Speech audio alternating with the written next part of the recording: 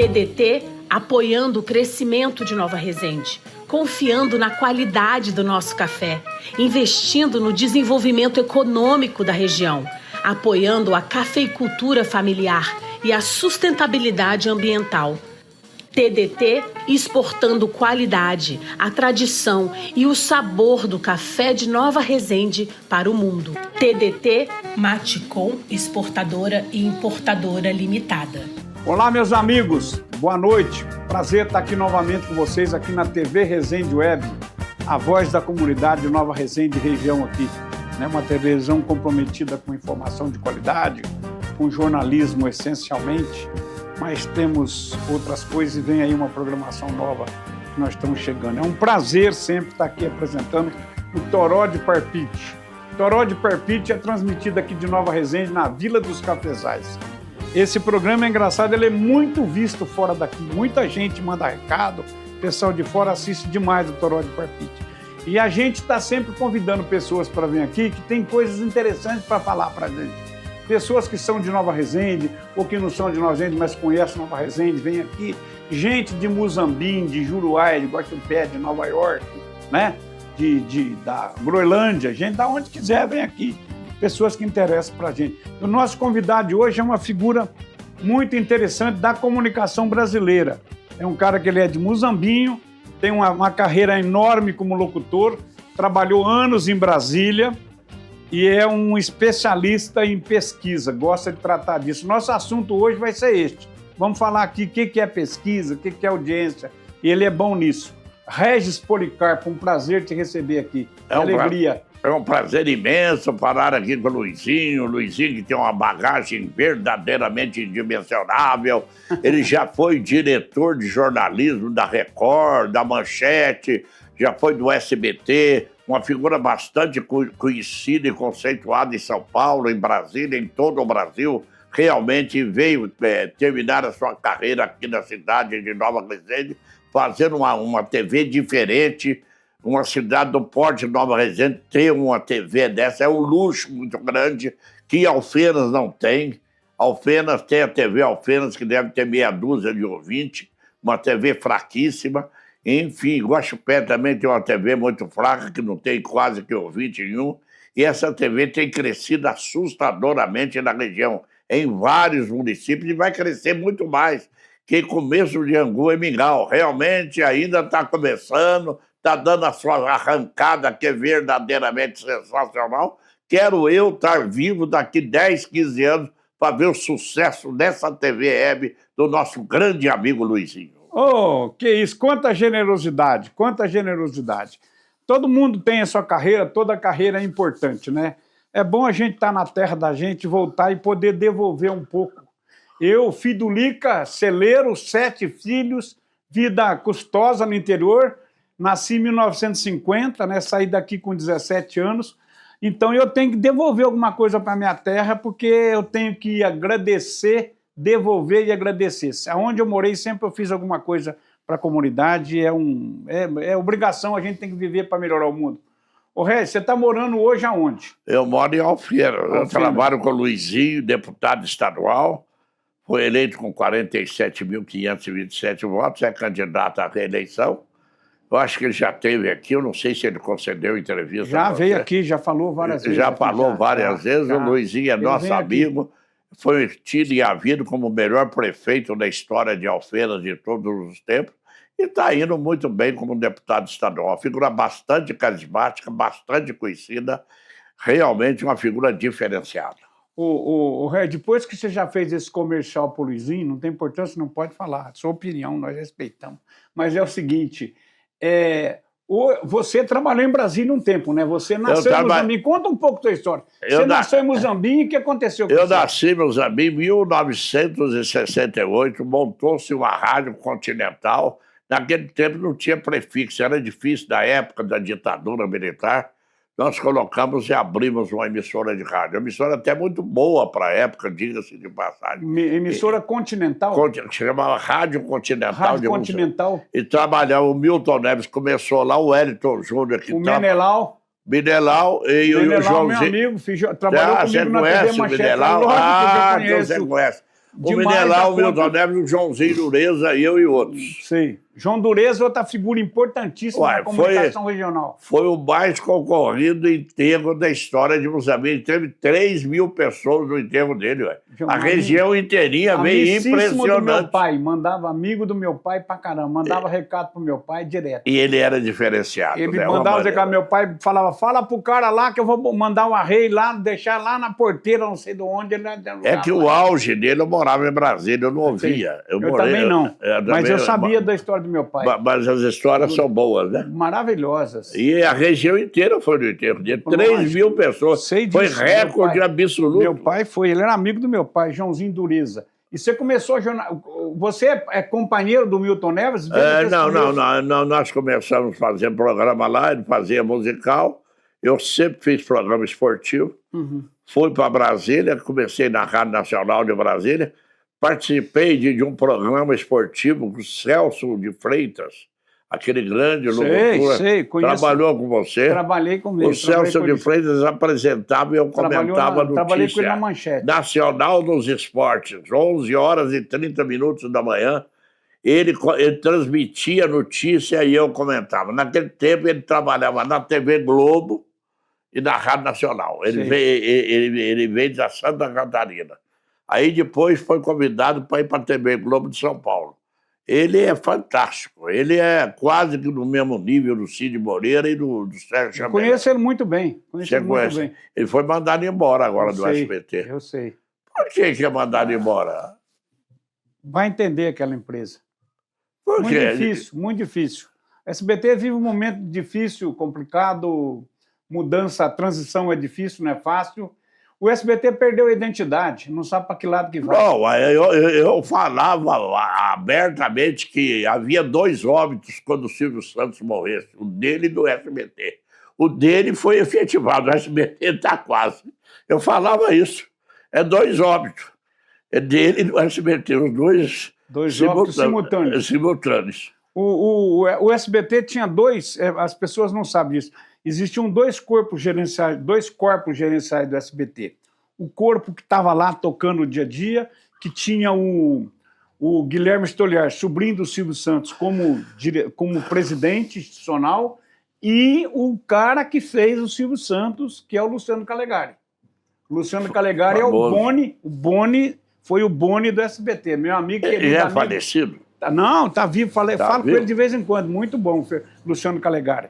E aí, então havia esse comando. O Silvio Santos não queria ir para Anhanguera na época que foi, o Luciano e o Guilherme mudaram para Record. Quem conhece o esquema lá do SBT lá na Anhanguera, é um esquema maior, fisicamente maior, mais bem feito espaçosamente para fazer televisão do que o Projac.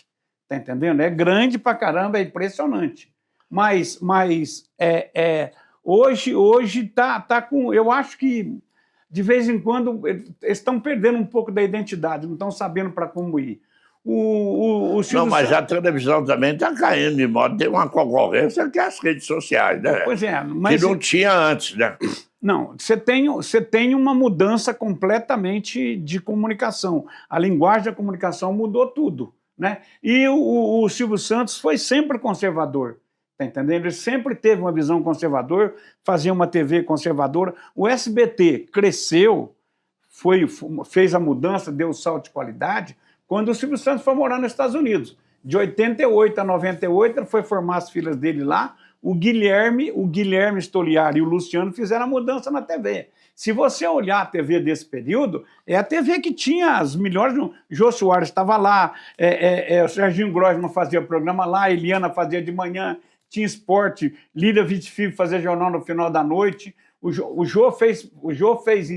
Jô começou como entrevistador no SBT, ele era fazer programa de humor lá. Tinha um time lá fantástico. Aliás, os 3 maiores gênios da televisão, na minha opinião, foi Chico Anísio, Jô Soares e Silvio Santos.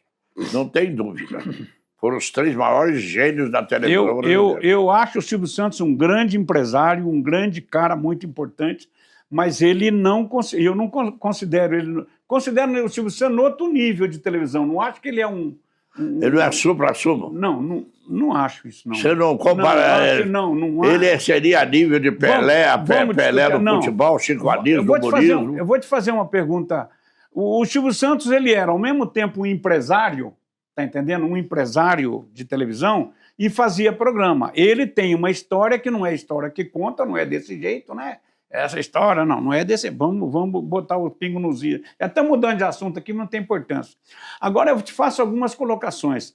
O Silvio Santos abriu demais o leque dele em um determinado momento, muita empresa, muita coisa, você está entendendo? Inclusive o banco que faliu, roubaram. Eu estava lá, eu vivi aquele momento lá, você está entendendo? Eu vivi lá, teve uma hora que eles não tinham nada. As filhas dele estavam lá, tudo que era dele estava bloqueado. O Silvio Santos foi sempre muito, por exemplo, ele não discutia, ele não tinha a menor pretensão de fazer concorrência à Globo. Ele não gostava de tratar desse assunto, não queria. Deixa a Globo, vamos fazer o nosso aqui, entendeu o negócio? Mas ele não tinha uma pretensão nesse aspecto, você está entendendo? E fez uma TV muito conservadora há muito tempo, né? Uma TV... A história do Silvio Santos... Sempre terceiro lugar, às vezes segundo... Não, ele ficou muitos anos em segundo lugar. Depois entrou na Record.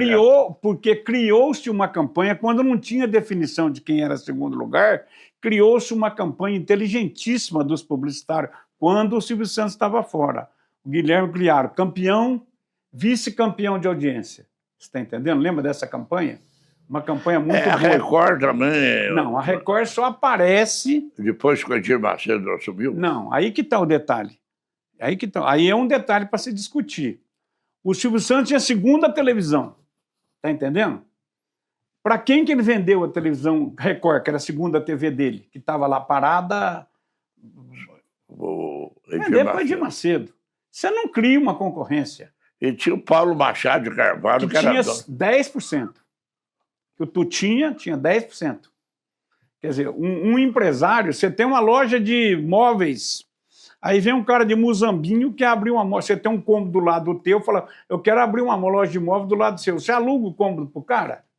Você não aluga, né? Nenhum cara de mercado, ele vendeu a TV, para a Record. Ele criou a própria concorrência. Eu falo isso com tranquilidade. Isso não é uma coisa inteligente. E hoje é a segunda colocada distante da Globo, né? Não, a cristalização da Globo é muito grande, entendeu? Aquele grupo Time Life, qual que era o convênio, a parceria que a Globo tinha com o Time Life? Até muito pouco tempo, a Globo tinha... Eu fiz Copa do Mundo, fiz evento internacional, o mundo inteiro baba para a produção, para a qualidade da TV Globo. Não estou discutindo aqui o conteúdo da TV Globo, você está entendendo? Estou discutindo a qualidade da TV que eles fizeram. Repórter de toda parte do mundo, eles concentram todos os Estados Unidos e falam dos Estados Unidos, eles falam de notícia da Rússia, da Índia e da China. Eles não têm repórteres lá. Tem repórter só dos Estados Unidos e da Europa. Eu vou dizer uma coisa, eu nunca tive nenhuma simpatia pela linha editorial da Globo. Nunca tive simpatia, é um dado concreto. A Globo prestou serviços muito ruins para esse país, apoiando ditadura, fazendo um monte de coisa. Mas tinha uma diferença fundamental. Eles tinham um jornal, eles tinham uma parceria, eles tinham um jornal, eles tinham um know-how de jornal de notícia. Eu dizia o seguinte, se um navio, agora não, mudou, agora tem internet, mas se um barco afundasse em São Gabriel da Cachoeira, lá no limite 1.000 e tantos quilômetros de Manaus, entendeu? Às 4 horas da tarde, nenhuma das outras televisões que nós trabalhávamos ia ter essa informação, eles iam ter imagem. Você está entendendo uma diferença dessa forma? O que você tem na televisão? O que é o cara que está do outro lado na televisão? Ele é o cliente de conteúdo, Regis. Você tem que oferecer informação para ele. E a Globo tem um detalhe, ela massacra muitas vezes quem está no governo e se surge um assunto pequeno, ela estica o assunto. Então ninguém gosta dela. Você vê que o PT não gosta dela, o bolsonarista não gosta dela, ela ganhou antipatia dos dois lados. Mas a discussão é mais complexa, porque... E também nenhum deles abre mão da Globo na hora que eles precisam de alguma coisa. Ninguém abre mão da Globo. Sabe todo que ela é maioral, né? Pode ser quem ganhe para presidente da República que vai estar falando no Fantástico domingo à noite. Não, domingo à noite o Jornal Nacional dando uma entrevista. Pois é, muito bem. Não é mais. Isso é uma outra história. até 20 anos atrás, 15 anos atrás, um pouco mais, assistir o Jornal Nacional era uma obrigação, era um parâmetro comparativo. Era uma unanimidade, quase. 5 para as 8, eles mudavam o horário do jornal, eles chamavam o horário do jornal, o jornal entrava no outro horário, não mudava zero na audiência deles. Muito bem. Agora, o que aconteceu? De uns anos para cá, o Jornal Nacional não perdeu audiência, perdeu importância, que é completamente diferente. Perdeu. Você sabe muito bem qual é a diferença entre credibilidade e número. Você está entendendo? Ela mantém no patamar de 22, 21, mas antigamente, tem um detalhe, se tinha um jornal nacional, tinha uma poltrona aqui, tinha 5 pessoas sentadas na poltrona. Hoje tem uma. Essa é a diferença. Mas é muito mais complexo. Você pegar para a década de 70, 80, a Globo tinha novela com 94%, 95% de audiência. Cansei de fazer jornal com o Jornal Nacional com 85%, 86%. Daquela novela que a Regina... Como é que chama? Esqueço o nome da novela que a Regina Duarte participou. Foi a novela de maior audiência na Globo. Esqueço o nome da novela. Não sei nada de novela. Oh, nossa Senhora. Mas veja bem, essa história de audiência é boa, porque é o seguinte, é um processo, porque quando você imagina Globo, você imagina rede. O que é rede? Né? E aí você vai entender. Rede é as emissoras concorrentes que você tem. E a Globo tinha todas as mais importantes concorrências de... E depois as filiadas em todo o Brasil. Ela quer uma notícia, o repórter da filiada vai lá e solta. Quer em outro, quer no Acre, quer na Roraima, quer na Rondônia, quer em Sergipe. Porque a mesma força política que a Globo tinha do ponto de vista nacional, as suas TVs regionais tinham também regionalmente. O 90%, 80% das vezes, os governadores, o político mais importante, era o dono da Globo regional, por exemplo, você está entendendo? Então, quer dizer, você tem um poder... O caso lá da Bahia, da família do Antônio Carlos da CM, claro. O Collor, aliás, o Collor está perdendo a TV dele de Alagoas. Mas está perdendo, ele está por prisão domiciliar, aquele lá A TV dele lá de Alagoas... Tá em mas faz muito tempo que ele está na perdendo. Eu sei, pois é, mas agora tá bravo. Mas mudou muito essa planta de comunicação, mudou o discurso, mudou mas mudou por causa das redes sociais. Mudou, pois sim, mas eu estou dizendo que... E vai a mesma coisa que aconteceu com o jornal, né? Quando chegou o rádio, quando chegou a televisão, vai acabar o jornal, não sei o que tem. Não acabou, o jornal foi dimensionado para um número X. Não, o jornal acabou. Não, o jornal escrito... O jornal escrito acabou. Reduziu. Quase a zero. Não é não? Olha, eu vou te contar uma história. Eu fui numa banca de jornal próximo da Assembleia de Minas Gerais. Eu fui numa banca de jornal próximo... Não existe mais banca de jornal. Existe. Eu pedi a Folha de São Paulo, eles me venderam, só tinha um exemplar. Ué, você vende muito? Não, só vem um exemplar mesmo, esse você está levando. Pois é, mas... um exemplar. Eu sei disso, mas veja bem, é claro, mas ele está dimensionado, ainda tem uma importância. A Folha que editava de 1,5 milhão de folha, edita 150 mil hoje, 10% do que era. Você está entendendo? Mas ela controla... Ela passou para as redes sociais. Não, ela tem, é claro que ela tem, mas ela está na rede social há muito tempo. É que ela cresceu antes. Um dos primeiros portais de internet que tinha, de e-mail que tinha, era o UOL. Quer dizer, eles estão há muito tempo... Mas, Luizinho, eu vou te contar uma coisa. Mesmo antes do advento da internet, eu já vi uma queda vertiginosa no jornal. Sim, já teve. Só as pessoas mais velhas que nem jornal. Veja bem, o primeiro baque dos jornais são com as TVs fechadas.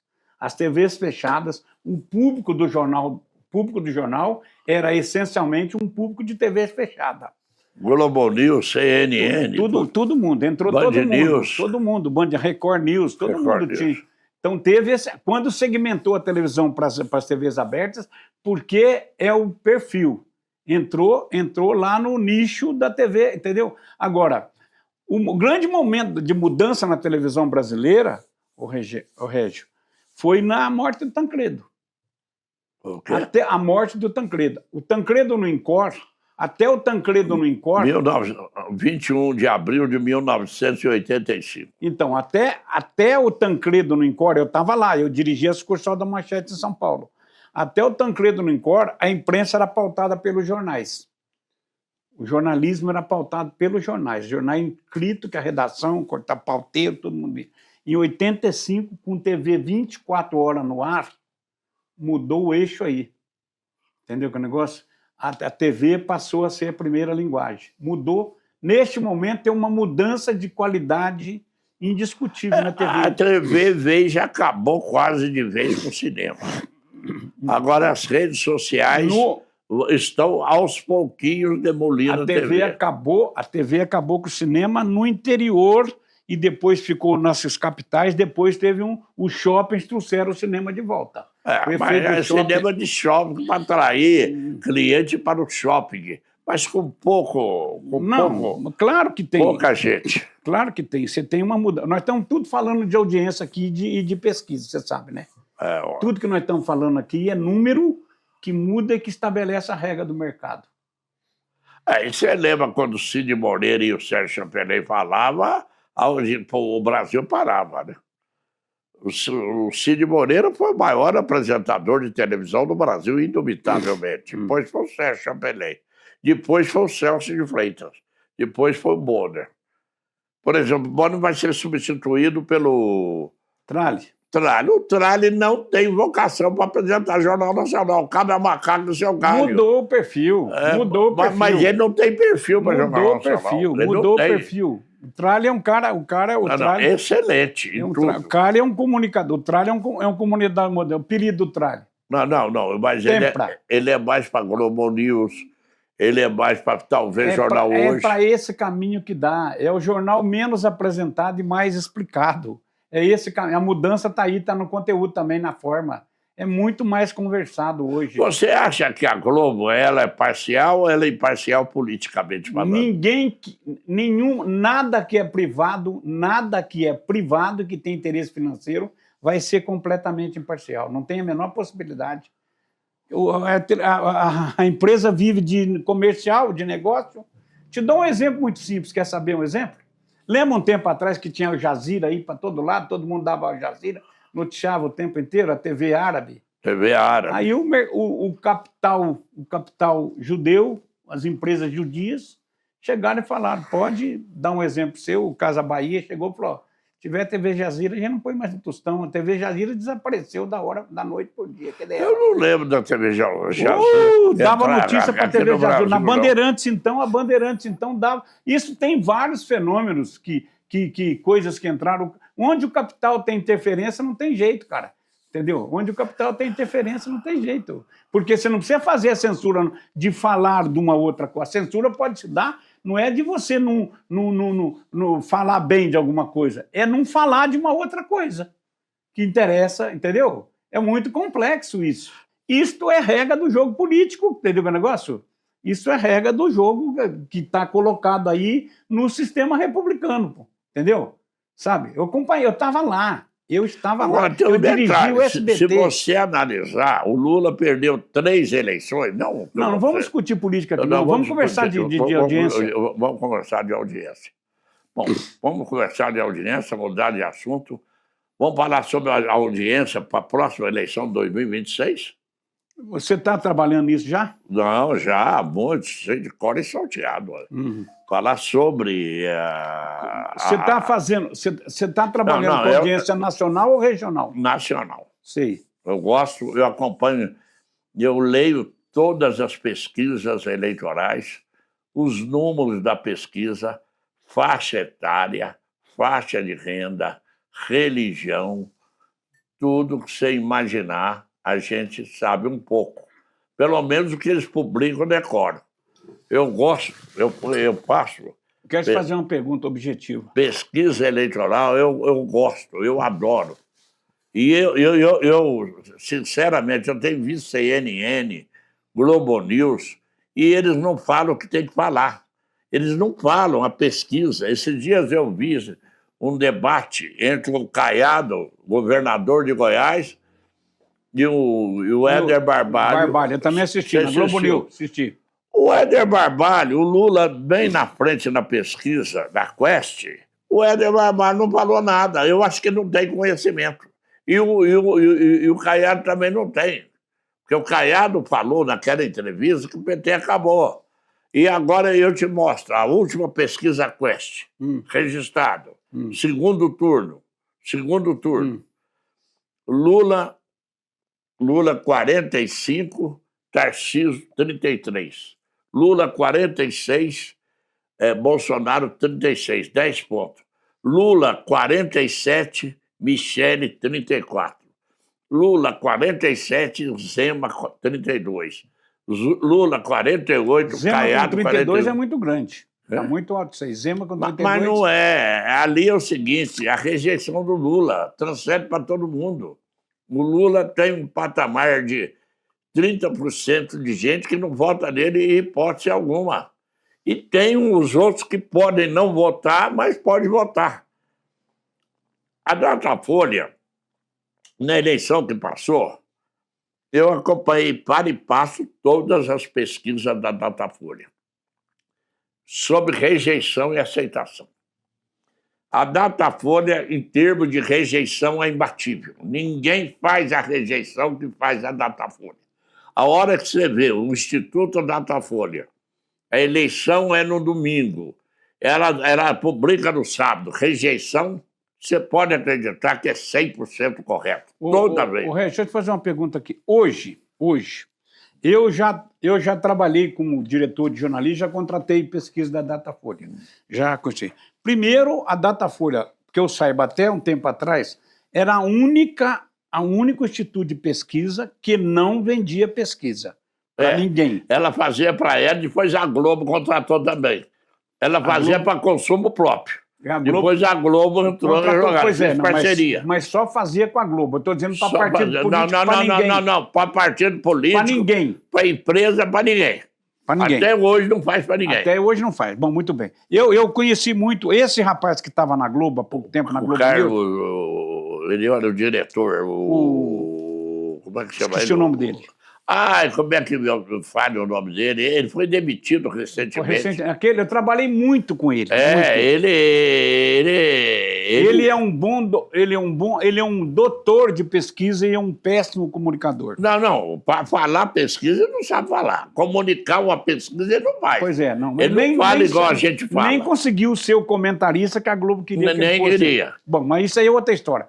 O que eu estou dizendo para você, hoje no Brasil, estou falando por desinformação mesmo, quais são os institutos de pesquisa hoje nacionais que a gente pode confiar? Primeiro lugar, ainda é a senhora Dona Folha. Datafolha.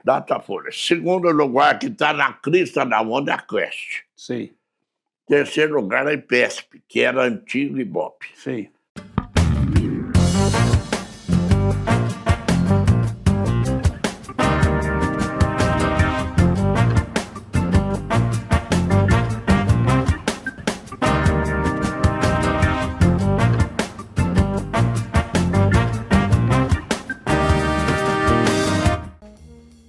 TDT apoiando o crescimento de Nova Resende, confiando na qualidade do nosso café, investindo no desenvolvimento econômico da região, apoiando a cafeicultura familiar e a sustentabilidade ambiental. TDT exportando qualidade, a tradição e o sabor do café de Nova Resende para o mundo. TDT Maticom, exportadora e importadora limitada. Os demais veículos não são confiáveis. Então, tem Paraná Pesquisa que faz pesquisa para o PL. Então não pode confiar. Se você faz pesquisa, é igual a Vox Populi, fazia para o PT, eu não confiava. A Vox Populi trouxe, na véspera da eleição do Bolsonaro com a Haddad, empate. A Datafolha dando 55-45, o Ibope 55-45, a Vox Populi 50-50. Eu, quando vi aquilo, nem tomei conhecimento. Olha, eu estava torcendo para o Haddad, mas não tomei conhecimento, porque eu vi que era errada, que era furada. Igualzinho você vê, Paraná Pesquisa é furada, não dá para você acreditar. Quando a Datafolha solta uma pesquisa, ou quando a Quest solta uma pesquisa, você pode confiar que pelo menos ela é imparcial. Pode cometer erro. Existe desvio padrão. Desvio padrão é quando foge da margem de erro.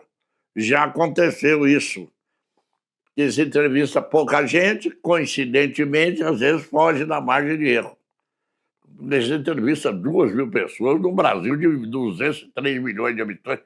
Como é que pode uma pesquisa, 2.000 pessoas num país de 203 milhões de pessoas e acerta? E uma pesquisa bate com a outra. O principal é que uma pesquisa bate com a outra. Dificilmente há diferença de números. Régis, o problema da amostragem, é a gente que tem um lastro cientificista. Científico. E em audiência, São Paulo capital tinha 12 milhões de habitantes. 12 milhões, tem 12 milhões. E a gente tinha em São Paulo 780 aparelhos medidor de audiência, do Ibope. Está entendendo o negócio? E isto funcionava muito bem. Qual era o erro que tinha? Qual o erro que tinha? A divisão do Ibope Norte, Sul, Leste, Oeste é correta, o número de moradores é correto, a proporção de lar que vai ter é correta, com estratificação social, medida família, quantos tem, papapá. O que tinha de errado? O que era discutível na pesquisa do Ibope e que o SBT, o Silvio Santos brigou muito com isso, montou um instituto de pesquisa, deu a mesma coisa, deu confusão, teve que parar.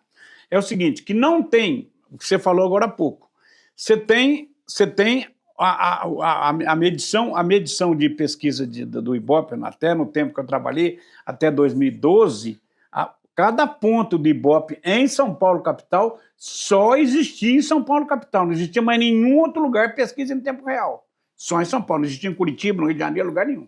Então, cada ponto de pesquisa correspondia a 76 mil aparelhos. Você fala isso para a televisão. Para a televisão. Isso aí é um negócio que eu estudei. Então, muito bem. 76 mil pontos. Um ponto de Ibope, 76 mil. Agora, o que acontece? Você tinha um limite de pesquisa. Vamos pegar a Zona Leste de São Paulo, a zona mais habitada. A Zona Leste, lá para o Ibope, acabava depois da Penha.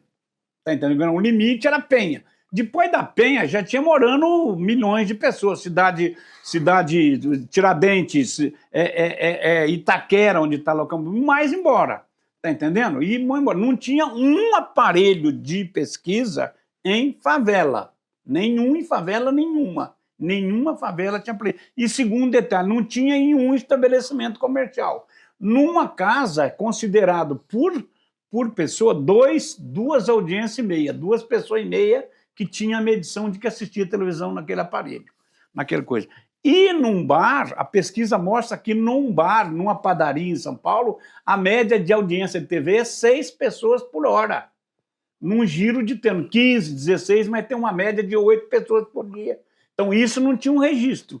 Então o Silvio Santos, minha TV é popular, pega muito lá no Rio Pequeno, depois para a zona, não sabe como é que é, pega em Osasco. Essa amostragem, a discussão que tinha, que ela era deficiente nesse aspecto, mas dentro daquele limite que ela fazia a pesquisa, ela era rigorosa. Batia, comprava, a USP fazia, encomendava para ali, ia lá, batia. A diferença com a Globo, das entrevistas da Globo, muito pequena. Bom, agora, então, eu acho que o número de pesquisa, 2.000 e poucos nacionais, tem um laço cientificista de amostragem. Você falou nisso? Quando o Temer era presidente, colocaram o nome dele numa pesquisa, juro, 2.002 pessoas entrevistadas. Ele teve 2 intenções de voto. Duas intenções de voto, só 2.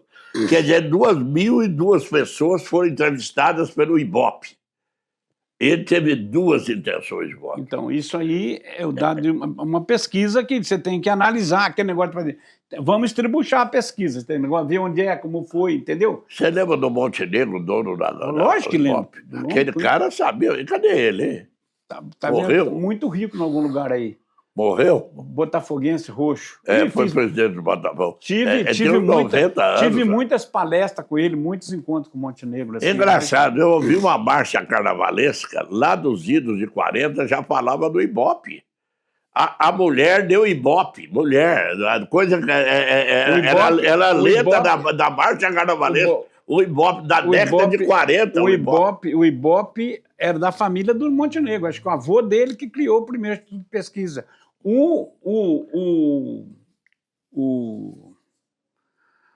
bispo Edir Macedo era do IBGE. Você sabe disso? Não. Ele localizou a igreja, ele criou uma igreja com pesquisa que tinha do IBGE. De gente que está deixando religião, gente que está fazendo isso, papapá, na periferia do Rio de Janeiro. E um dos institutos que ele usou para fazer o comparativo, lá nos anos, sei lá que ano que ele criou, foi o Ibope. Ibope virou sinônimo de qualidade. Olha, você está dando Ibope, mesmo que você não tenha sido pesquisa, virou sinônimo de qualidade. Você está dando Ibope, você não está dando Ibope. Eu acho que não é de qualidade, não é de medição, de importância. Medição de importância. Você não está dando Ibope. Então você não tem importância. Dá Ibope. Você não trabalha comigo porque você não dá Ibope. É assim que funciona. Não, lógico, ele virou um sinônimo. Ele está hoje É igual mandar com adubo. Ele está no dicionário como é que chama aí? Instituto de Pesquisa? Como referência de referência, uma referência. É uma coisa impressionante, né? Agora a ciência da pesquisa e da audiência é inacreditável. É um negócio que... E você trabalhar, eu trabalhei anos com a tela na frente, né? Mudando minuto a minuto. Muda o comercial agora, não vai para lá, vem para cá, segura, vai ali. Está entendendo? Você trabalhou baseado em pesquisa de televisão. Programa popular,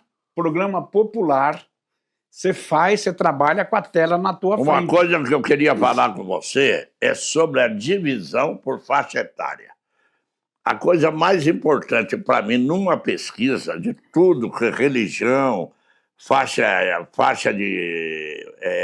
etária, faixa de renda, é a mais importante. Faixa de renda é o que tem, mas não tem a faixa etária, não. Não, faixa de renda. Na TV, no bloco da TV não tem divisão. Mas no tem faixa etária, faixa de religião. Mas o critério é faixa masculino e feminino, na pesquisa eleitoral. Lógico, claro. Tem um detalhe, na pesquisa eleitoral você não sabia. De 0 a 2 salários mínimos, representa 54% do eleitorado. De 0 a 2 salários mínimos, eu sei. De 2 a 5, representa 34% do eleitorado. E de 5 para cima, representa 12%. Se você colocar 60% a 40% nesse público de 0 a 2, que é o público pobre, dificilmente você perde a eleição. Então, isso acontece. O Lula, por exemplo, nessa última eleição, segundo pesquisa Datafolha de sábado, o Lula estava com 61 a 39. De 2 a 5 salário mínimo, o Bolsonaro ganhava de 58 a 42 e ganhava de 67 a 33. Ele perdeu a eleição. Não tira a diferença. Não tirou a diferença. Lógico, não tira. O Nordeste tem 27% do eleitorado nacional. Tanto todas as eleições do PT, o PT tem 70 a 30, 40% de diferença. Representa 10,8% no geral. Representa 10%. Olha, essa última eleição foi 69,7 a 30,3, 70 a 30. A que o Haddad perdeu foi 70 a 30 para o Haddad. Em 14, quando a Dilma ganhou do Aécio, foi 70 a 30. Em 1900 Está falando desse segmento? Desse segmento. De 2 salários mínimos. 70 a 30. Desde 2002, vem dando 70 a 30. Impressionante. O Nordeste parece que vota todo mundo igual. Tem 3 cidades no Maranhão que o PT perde a 4 eleições e só nessas 3 cidades. E ganha em todas as outras. o eleitor vota igual. 80% vota igual, 20% flutua. É importante esse dado. Esses cases são muito importantes. Hã? Esses cases, essas leituras de quadros separados são muito importantes. Porque o eleitor vota igual. Veja, pega os números de Nova Resende de todas as eleições para você ver. Você vai ver que o Lula perdeu em todas as eleições aqui, o PT perdeu. Só se ganhou lá em 2006, que a diferença foi grande com o Alckmin, foi contra o Lula no segundo turno. O Alckmin teve menos votos no segundo turno do que no primeiro. Foi aquela. Mas em todas as eleições, se você pegar as urnas aqui, o registro em Nova Resende, o PT perdeu, com a mesma diferença. Regis, eu tive o orgulho e a dificuldade e a responsabilidade. Eu dirigi o debate do Lula com o Alckmin no SBT. Tem todas as fotos, tem todos os você dirigiu? Eu que dirigi o debate. Eu que Intermediou? Não, intermediou não. Quem apresentou o jornal foi a Ana Paula Padrão, que eu tinha convidado para ir lá para trabalhar. Quem ficou lá em Cadê cima... ela? Ana Paula Padrão está mexendo com coisas particulares aí. Tá muito rica, não precisa preocupar com nada. Aqui, lá, eu tenho aí, inclusive está aqui na minha sala, as fotos desse debate. Foi pesado. Foi Alckmin. Ele falou no Aerolula o tempo inteiro, eu lembro. Falou no Aerolula. Quer dizer, o Alckmin é muito mole para debate, picolé de chuchu. Ele realmente não é agressivo, tem que ter mais agressividade. Ele é um cara sério, de credibilidade, mas não agressivo. É o paulista mais mineiro que eu conheço. O Haddad é igual ele, mesmo um pouquinho melhor. O Alckmin é de família aqui de Itanhandu. O pai dele é de Itanhandu, em Minas Gerais. Pindamonhangaba, ele foi prefeito em Pinda. Não, mas a família dele... São cidades vizinhas ali. Não. Itanhandu é Minas Gerais, aqui no Circuito das Águas. Mas fica perto de Pindamonhangaba. 100 quilômetros. O Vale do Paraíba inteirinho foi colonizado por mineiros. Mineiro manda no Vale do Paraíba de São Paulo, mineridade lá. E eles vieram para Pindamonhangaba. E eu tenho história do bastidor do camarim do Alckmin com Lula, com o Silvio Santos, interessantíssima, com o Lula também. Vou escrever um livro aí. Engraçado, o Silvio Santos chegou a ser pré-candidato a presidente em 1989, ele comprou, depois caçaram a legenda dele e saiu do páreo. Aquela eleição que o Collor ganhou do Lula no segundo turno, que todo mundo competiu. Sabe como foi essa história? O Silvio Santos pegou o partido de um cara que tinha lançado... Eu lembro, como é que chama? Correia. Do Correia, eu lembro Correia. Valdemar Correia. É PRN, partido... Não, é PMN, Partido Municipalista Nacional. E ele foi caçado... A literatura diz que aquele momento, o Covas, no momento em que o Silvio Santos entra... O Casares, que é o presidente de São Paulo hoje... Ou ele era o vice do Silvio, ou era o candidato ao Senado na chapa do Silvio. Ele trabalhava lá no SBT. Eu era chefe da sucursal do SBT em Brasília, aqui foi nessa mesma eleição lá, pô. Entendeu? Eu era o chefe da sucursal do SBT, convivi com isso pessoalmente. Os 3 porquinhos iam lá. Quando você trabalhou com o Frois? Muito tempo com o Frois. Eu lembro, vocês trabalhei dois com o lá. Henrique Frois muito tempo. Eu lembro você trabalhar com ele lá durante muito tempo. O Henrique Frois era o diretor de programação lá, ué. Essa história eu tenho também, essa eleição aí, esse período aí, eu fui para Brasília em 87 para dirigir a cobertura da Constituinte pela Manchete. Eu fui chefe da sucursal lá. Aqui. Esta eleição, essa eleição do Silvio Santos foi interessante, porque eles tinham certeza que o Silvio Santos ia arrebentar. Eu estava lá, convivi com isso. Depois ele começou a cair nas pesquisas mesmo. Começou que despencou, nunca chegou no ponto que eles imaginavam. A Datafolha, quando deu a última pesquisa, ele estava com 12%, mas ele começou liderando. Não liderou em nenhum momento, é um engano. Quando ele entrou na pesquisa...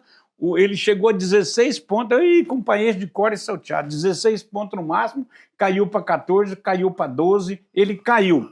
Era muito candidato também, porque nem todo mundo entrou naquela campanha. Aqui, naquele momento tem uma pesquisa, tem um estudo muito interessante, isso é literatura gráfica, porque o Collor estava na cabeceira da pista para despolarizar a eleição, o Covas.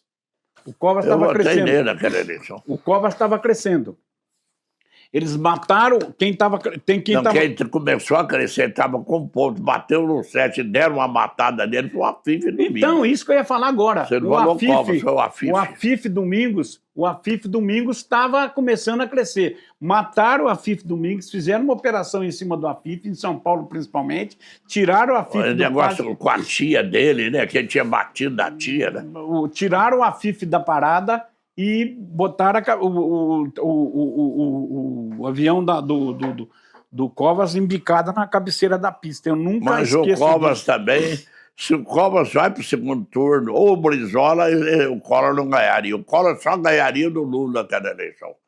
E eu votei no eu fui Covas e Lula. Uhum. E o segundo turno, se vai o Brizola, o PMDB e o PSDB apoiariam o Brizola. E o Lula, eles ficaram com medo, que o Lula era considerado muito radical na época, igual o pessoal é hoje. O Boulos não ganha eleição. O Boulos tem 1,5 milhão para deputado, mas se for para prefeito, ele não ganha, porque eles fazem um carnaval sobre o nome dele. Você viu essa eleição, né?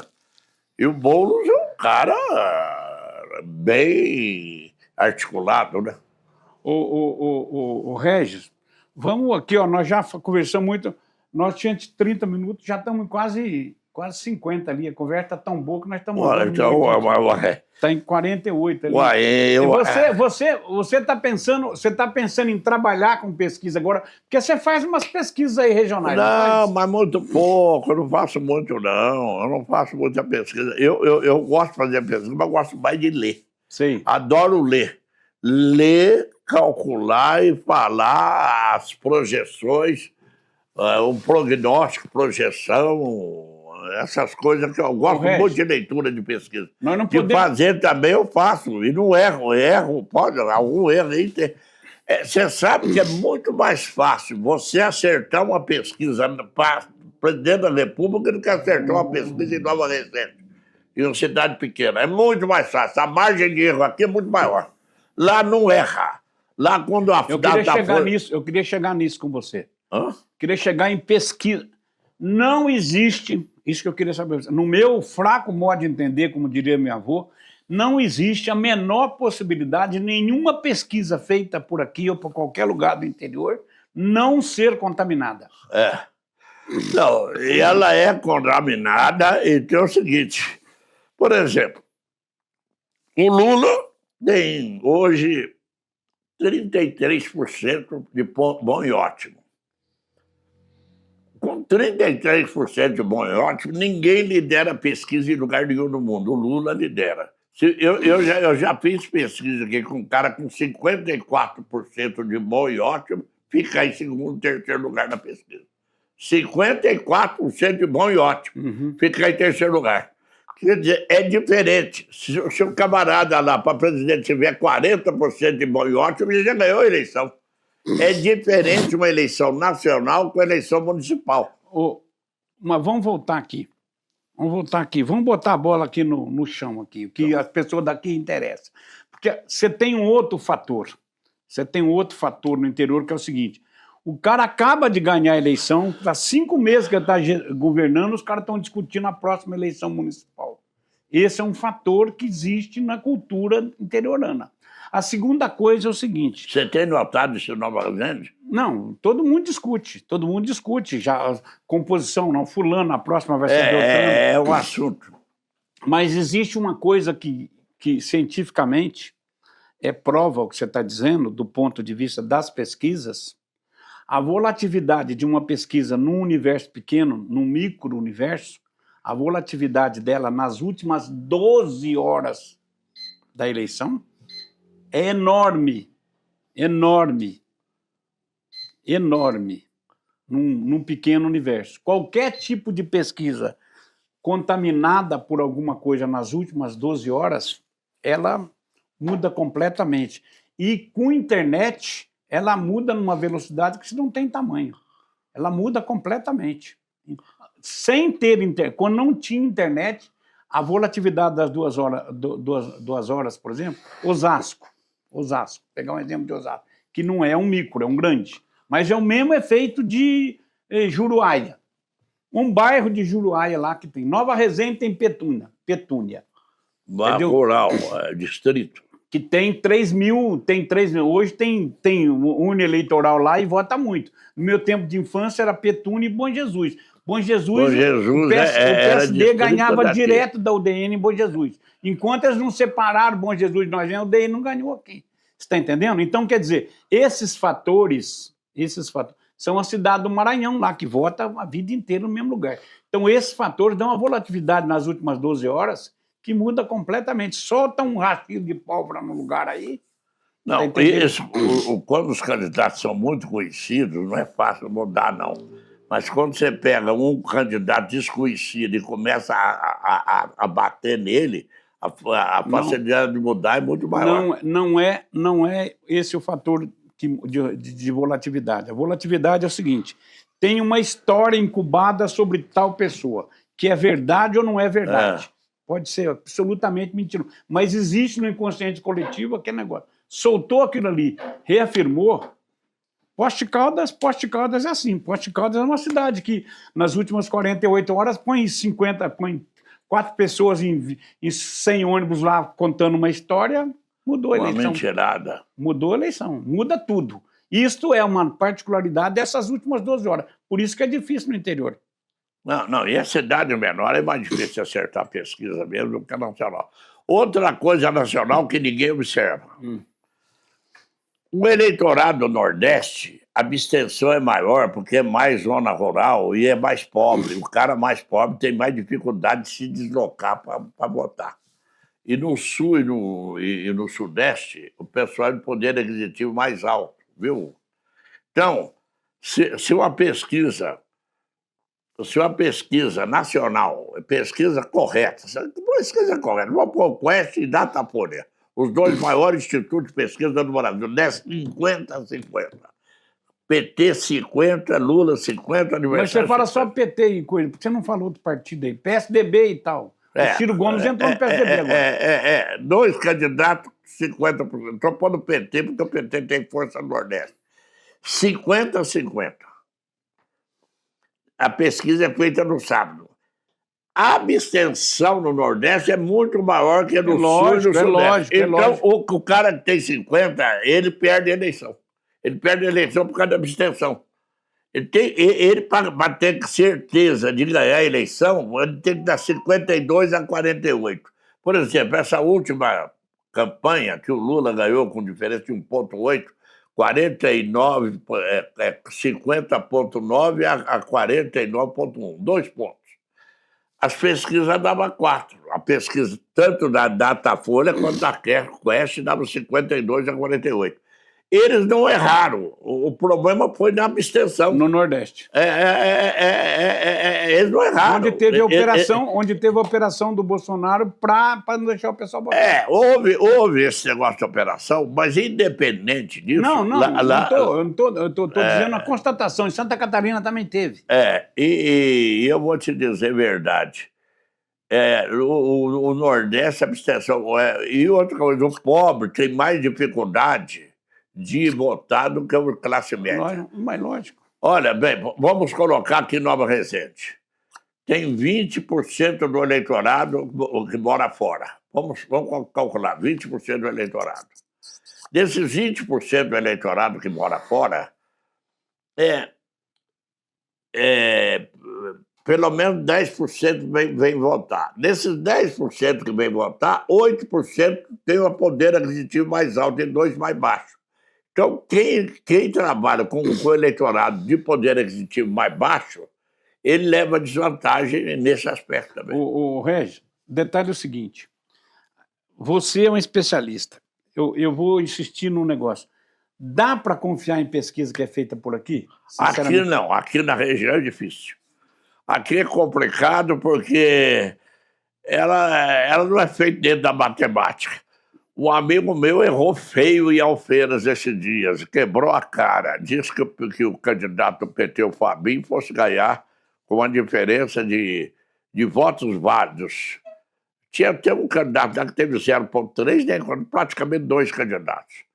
Ele ia ganhar de 58 a 42, ganhou de 51 a 49. Olha a diferença. Ele deu 16 pontos e caiu para 2. Isso ele fez a pesquisa na véspera das eleições. Pois é. Cometeu um erro tamanho, um erro gritante. Não Mas mudou. aqui no meu modo de entender, as pesquisas são compradas como ferramenta... Eu fiz pesquisa aqui. Eu fiz aqui. Sempre batendo pau a pau o Itamar com aquele que foi segundo colocado. Como é que O chama? Darlon. Hã? O Darlon. Darlon. E o Roney em terceiro. O Roney, principalmente na zona urbana, estava muito mal. Na zona rural ainda dava um equilíbriozinho. E o Roney caiu. O Roney, ele era para ter mais. Ele era para ter ainda um patamar. Não, mas chegou na reta final aqui, teve um crescimento de votação no Darlon. O movimento anti-midinho aqui cresceu todinho. Cresceu e tirou voto do Roney. Do Roney. Roney era para ter uns 20% dos votos, acabou com 11%. E o Roney, eu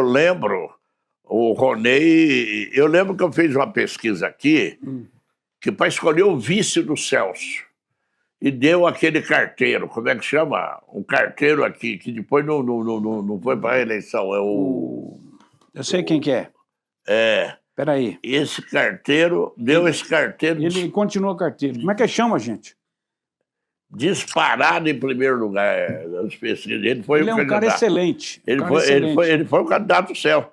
E não foi repetido. Aí puseram o Zé Roberto na reeleição. Mas aí foi a operação política, o Imidim, que trouxe o Zé Roberto para dentro da chapa do... Mudava todo o quadro político agora. Como é que chama ele, gente? Meu Deus do céu, querido, adorado, gente boa pra caramba. Ele foi colocado na pesquisa. Vou colocar. Ô, Régio, eu preciso terminar a nossa conversa. Porque nós já conversamos demais e estouramos uma hora tudo. Mas tá uma beleza, nós ficamos aqui até de noite conversando. Foi um prazer imenso falar aqui na sua TV, eu já ouço TV Resende Web. Ela é TV, é o quê? TV Resende Web. E Muzambinho. IEB. Muzambinho. Quais os municípios que pegam? Muzambinho, vou explicar para você. Conhece a 1000BR de Muzambinho? Lógico. A 1000BR do Marcinho? Do Marcinho. A 1000BR distribui sinal de internet e tem canais. Então, lá na 1000BR de Muzambinho, nós temos uma parceria com o Marcinho há 6 anos. O canal 22, em Muzambinho, em Cabo Verde, em Juruáia, é TV Resende Web. E aqui também, que ele veio para cá agora. Até a 1000BR está aqui também agora. Somos canal 22. Guaxupé não tem. Guaxupé não. Onde tem onde tem 1000BR... E não tem como entrar em Guaxupé? Não, aí é outra discussão. Aí vamos entrar por isso, que é complicado. Então, e aqui nós estamos no YouTube, no Facebook, no Instagram, não é isso? Isso mesmo. Nós temos hoje... Quantos nós temos? Fala o número aí. Fixo 15 mil. Quanto que nós estamos no Instagram? Subiu bastante. Hoje no... 15 mil... Regular. Nós estamos chegando a 10. No diário. Facebook já passou de 15. Diário. Você não sabe se é internauta, se é ouvinte, se é telespectador. Eu chamo de telespectador. Telespectador. Eu não chamo nem isso, é cliente de conteúdo. Mas é complicado você saber o que é. Cliente de conteúdo. Houve uma miscelânea muito cliente grande. De conteúdo. O cara sentou lá, ligou o celular, pegou a televisão e tá vendo a gente, é cliente de conteúdo. Mas foi um prazer, Luiz. Hoje é um número médio de 40 mil visualizações diárias, somando as 3 redes sociais. Bastante, 40 mil. A TV Alfenas tem 500 telespectadores. A TV Posse, que eu trabalhei lá também uns 2 anos da TV Posse. Eu fiz entrevista na TV Posse, que é a melhor televisão que existe. Essa de TV... Como é que chama? Ela é a melhor televisão. Tem uma imagem fantástica. TV Posse. TV Posse. Eu trabalhei lá. há muito tempo. Trabalhei 3 anos, aos sábados, só fazia entrevista lá. Eu entrevistava todo mundo. Cansei de entrevistar o Paulinho Coromina. O Paulinho Corominas era, quando eu trabalhei lá, ele era o vice do Navarro. Depois foi eleito prefeito. Depois foi para prefeito. O Navarro não quis concorrer à reeleição e cedeu para ele ganhou do Paulo. Eu fiz essa campanha dele. Que então, mas ele não saía do meu programa. Era ele e o Navarro. Era mais ele do que o Navarro. Ele ia sempre no meu programa, o Paulinho Corominas.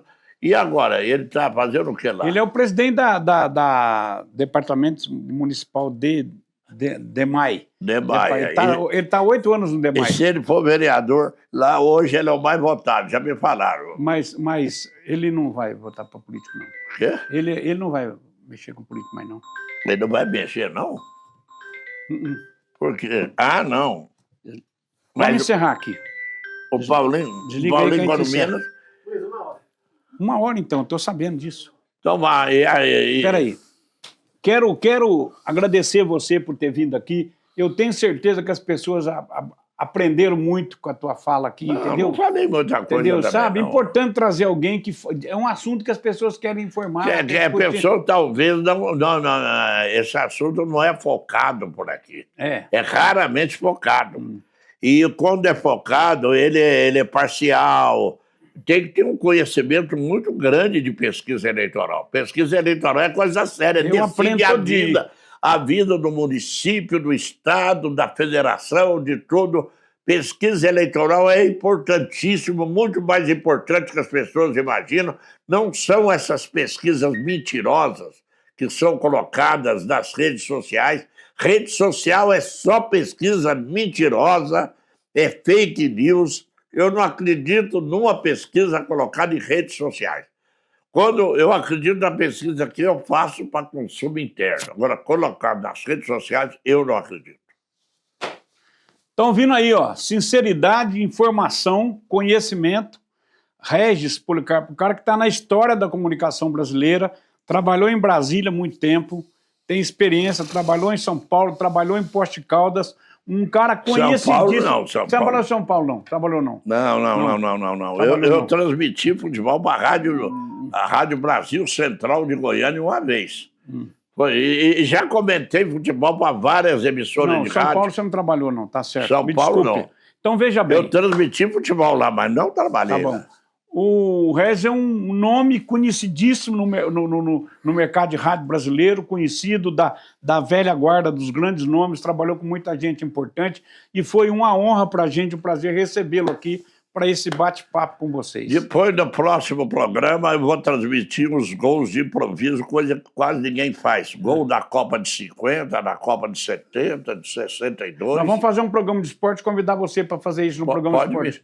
Vamos chamar você para fazer. Seleção brasileira. Pois é. Nós estamos aqui firmes. Vamos falar para o Silvio. O Silvinho está produzindo o programa dele, vai botar isso aí. Nós vamos falar sobre seleção brasileira, sobre Copa do Mundo, seleção em geral. Perfeitamente. Eu vou falar muito sobre Flamengo, Fluminense.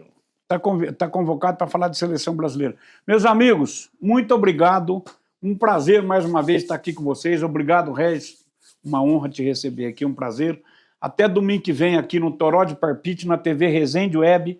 Aqui nós tentamos ser e trabalhamos para ser a voz da comunidade, ou pelo menos o porta-voz da comunidade.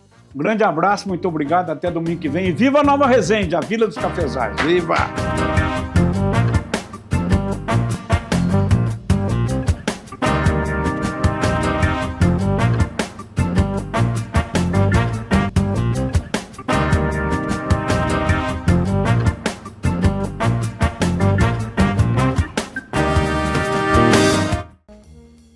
TDT apoiando o crescimento de Nova Resende, confiando na qualidade do nosso café, investindo no desenvolvimento econômico da região, apoiando a cafeicultura familiar e a sustentabilidade ambiental. TDT exportando qualidade, a tradição e o sabor do café de Nova Resende para o mundo. TDT Maticom Exportadora e Importadora Limitada.